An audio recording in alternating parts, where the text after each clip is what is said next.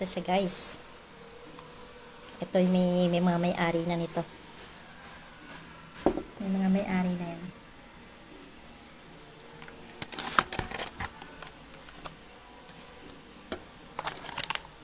Tatlo silang bibigyan ko.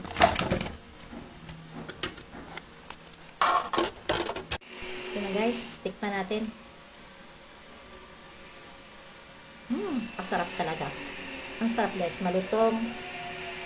Kasi nagyan ko na kalamansi yung arnibal, kaya parang honey yung lasa ng aking arnibal. Ang sarap. Kain tayo. Ayan siya guys. Ito wala pa. Kasi sa mga anak ko. Nimeriendahin nila ngayon yan. Pero itong isa, nahiram ko yung isa. Tinikman ko yan. Sarap guys.